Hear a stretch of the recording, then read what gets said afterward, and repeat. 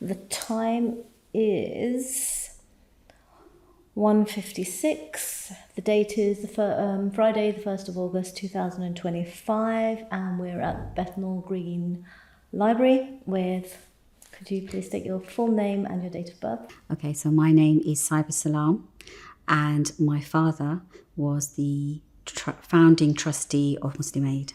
Thank you. And could you share your father's full name and a little bit about him? His name was Abu Khizir Muhammad Abdu Salam.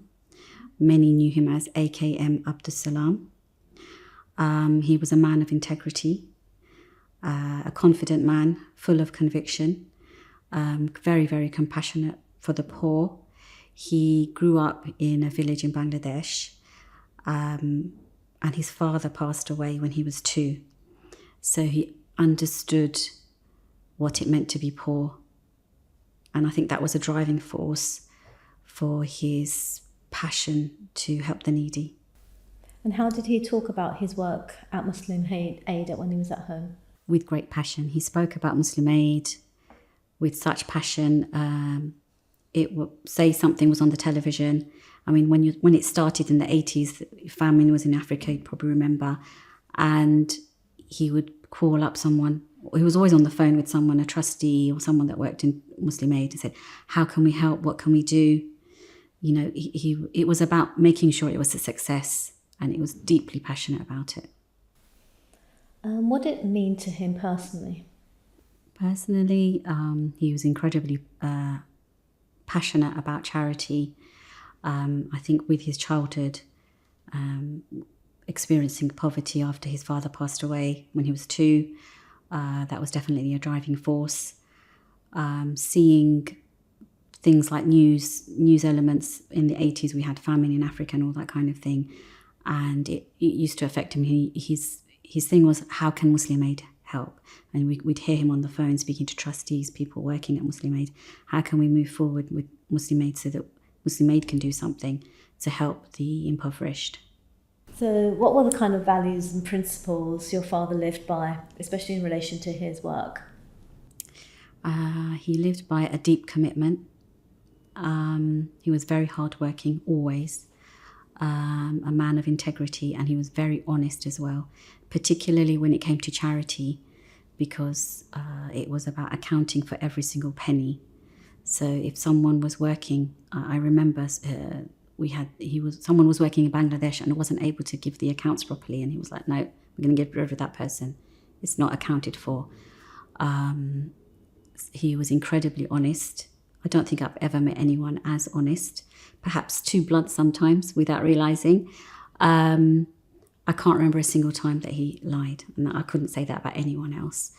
A real sincerity, that ikhlas was definitely there. He was deep sincerity in everything he did. A very humble man. Thank you. And do you know how your father first became involved with Muslim Aid? What was the driving force for him to actually start a charity? Because we all sat there and we were just children, but we saw the images and everyone felt helpless. Yes. And our parents saw them. But what made your father start up a whole charity? I think we had those images of the famine, etc., in Africa and other things going on, and because charity is so important in our deen, that was definitely something as well. And because previously he had fundraised for other organisations and communities. So from the 70s, for example, he started off Islamic Mission. Then it was Dawat al-Islam. And in those organisations, he was always raising money to help the needy. And what was his role within the organisation? He was one of the founders, but what was his sort of formal role, if you like? So yes, so he was founding trustee. Later on, I believe he became treasurer for quite a few years, which involved, I remember, making sure, for example, that staff were being paid enough, that kind of thing. They used to have retreats to discuss how Muslim Aid can move forward, meetings regularly on the phone all the time. And from your conversations or with him or your other siblings, what were the early days of Muslim Aid like for him? That, to be honest, is very vague because I was about 10 when it started. I just remember that he was very passionate about it. And did he ever share stories of challenges about building the organisation? Not really. I'll be honest, I don't remember. I think that was the only thing that I remember is when, and this time and time again, making sure that every penny was accounted for. And this is something that I can remember hearing. This is, we are responsible for every single penny, and also answering to Allah for everything. So everything had to be done properly. The due diligence was definitely there. What was your father's vision for Muslim Aid? What did he hope the organisation would achieve? So a term he always used to use was poverty alleviation. I've never heard anyone else actually use that word, but he'd always say poverty alleviation, and it was literally about helping the poor and the impoverished, about helping them not only financially, but helping them with a source of income. So, for example, his trip to Cambodia, they showed him classrooms with sewing machines and computers, and a fishery where they were growing fish, etc., rearing fish, and it was a lot about to do with like empowering people, especially women empowerment. Like he gave a speech while he was there, and he was talking about empowering women, and I felt very proud. We have a DVD and watching it and thinking, wow, that's great, especially because me being a few years ago, part of Waltham Forest Women's Network, and women empowerment being very important to me, then to see my father, like the similarity, it's really touching now to look back at it, reflecting about it now, and thinking that actually he was, his thinking was, admirable. Yeah, it's quite visionary. Yes.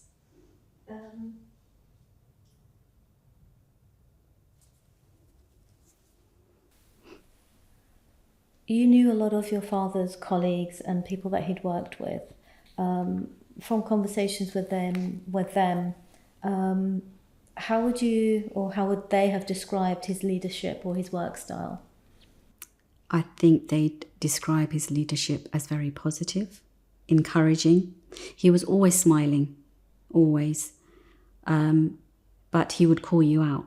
If there was something that he wasn't happy with, he would call you out, And I think because of his experience with leadership prior to in other organisations like Islamic Mission and Dawat al-Islam, it was a role that came natural to him.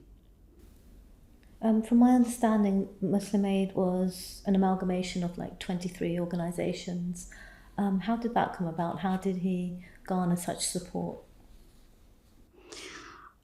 I think because he'd been working so he came in the 60s, and because he'd been working with so many different communities, Muslim communities within England, with his dedication, it spoke for itself. And so people had that faith in him, when he said, let's do this. He seemed to motivate people to move forward with the charity. Maybe this would have been a question your mother would have answered really well, but how did he balance his personal family life and his commitment to the charity? If I'm honest, we had to sacrifice a lot of his time. He'd say, and I remember as a teenager saying, you need to spend more time with my mum. But he'd say she'll get it in the akhirah. And I appreciate that now more so, especially since he passed away, and all the stories that are coming out about the work that he did. And he did do so much, like just one example would be East London Mosque. So he was one of the ones to start that off. We actually have the architectural plans at home. And so when he passed away, someone said, every time someone prays there, it's Sadqa Jariyah for my dad. And that really touched me. I thought, wow, how many people can say that, So definitely we saw less of him, but it was for the good of communities, more people, the impact on so many people that, you reflecting on it now, I can see, he was really an amazing man. You kind of answered the next question, because I wanted to ask you how his involvement in Muslim Aid impacted the wider Muslim community in the UK. So East London Mosque was one of those.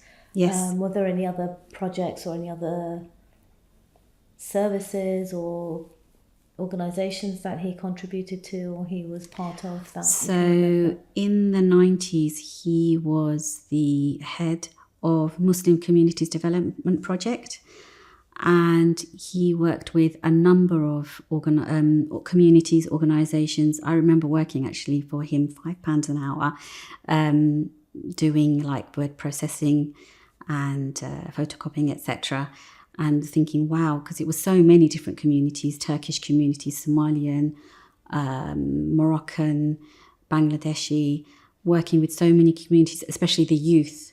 Youth was very important to him, where he knew that they needed that support, guidance.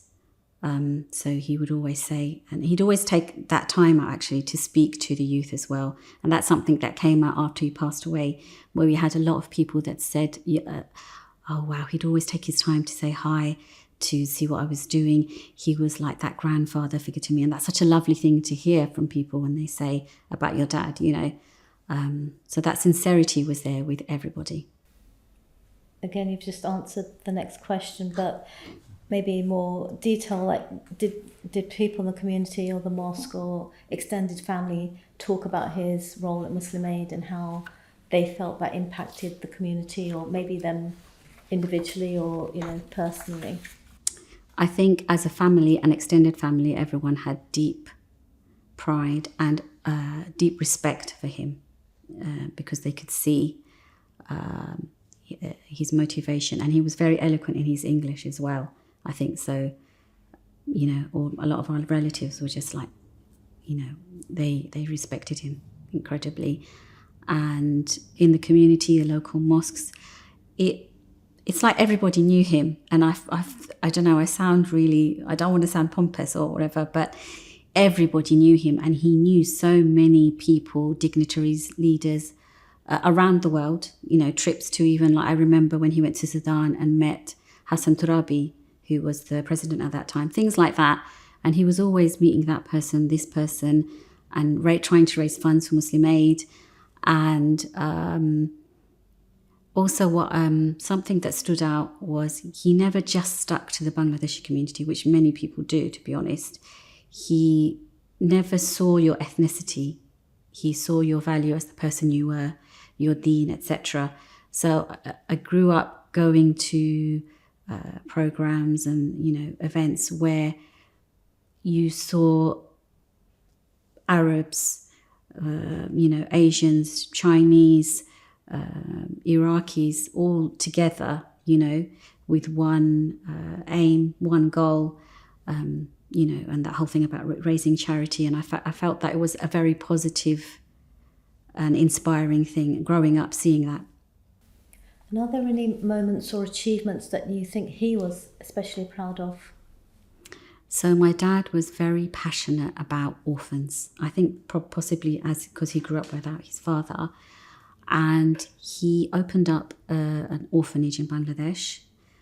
And I know that was very close to him, because he'd raise funds within the family to send there as well. And Muslim Aid is linked to that orphanage as well. So you've spoken about this quite extensively, but is there anything in particular where you feel that the role of faith played a big part in your father's decisions? Faith played a central role in all his decisions.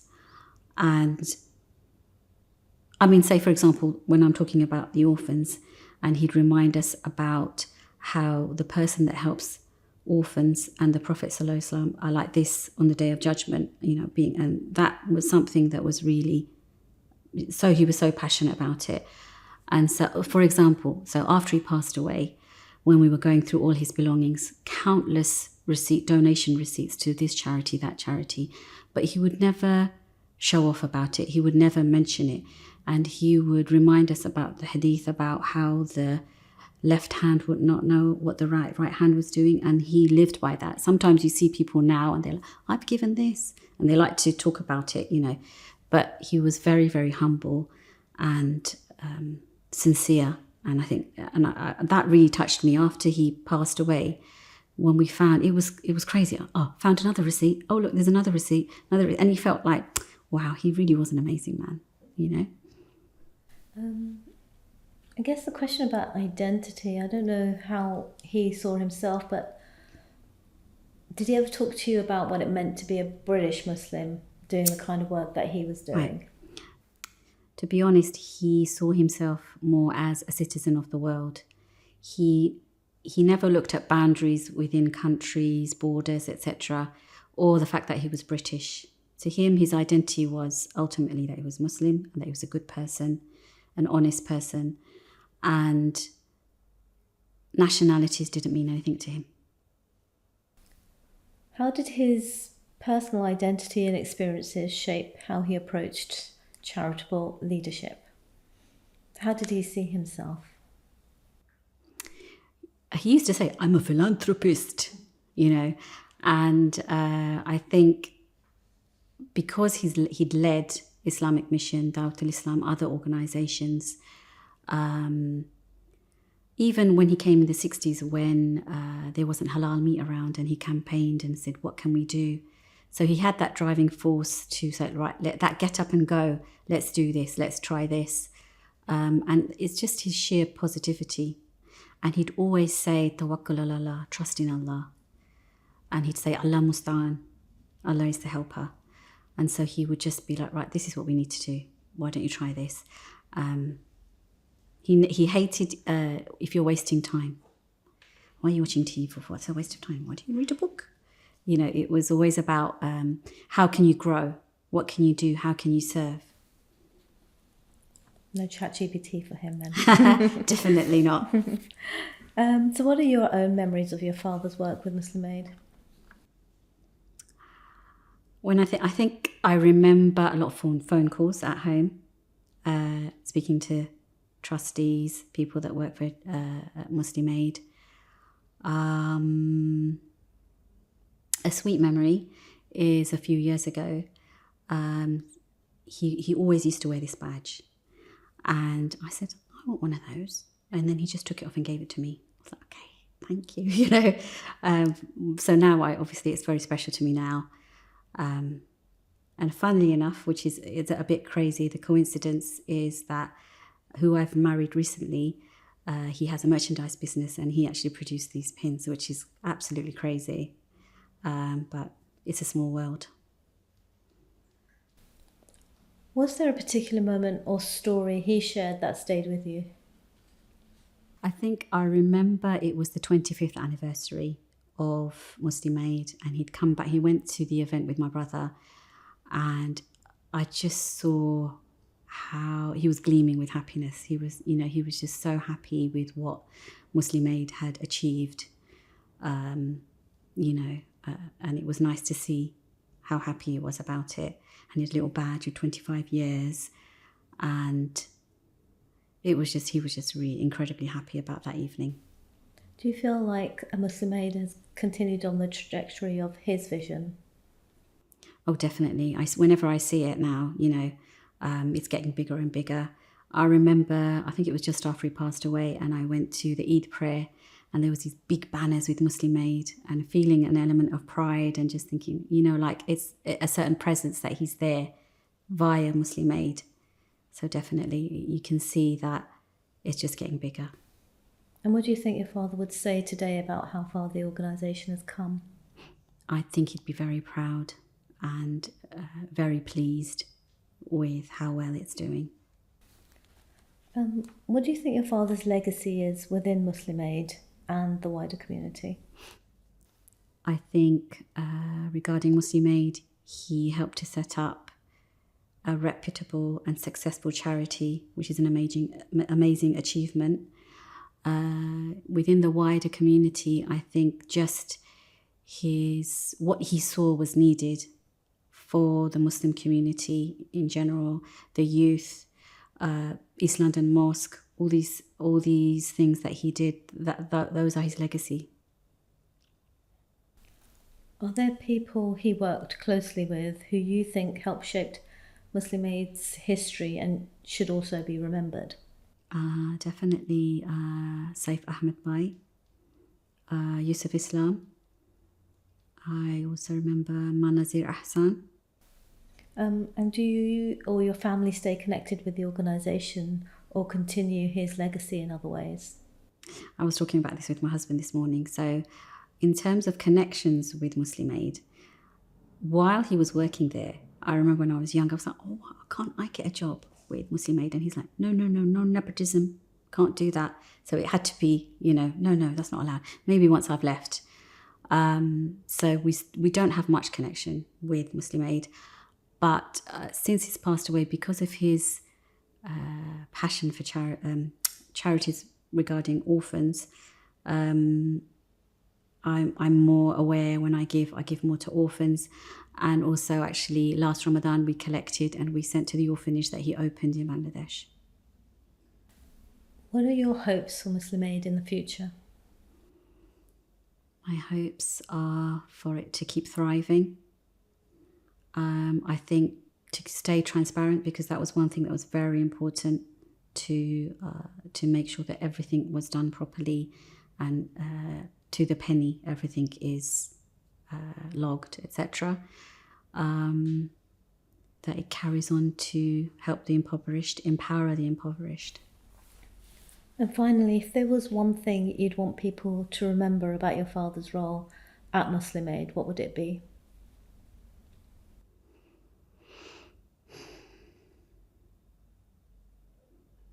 I think it would be his positivity and his encouragement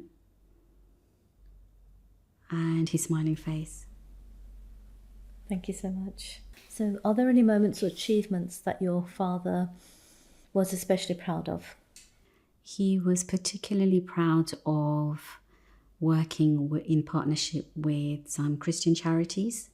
So he worked with Muslim Aid worked with to help the survivors of the tsunami in Indonesia and Sri Lanka. And he was really happy that Muslim Aid was able to assist with that.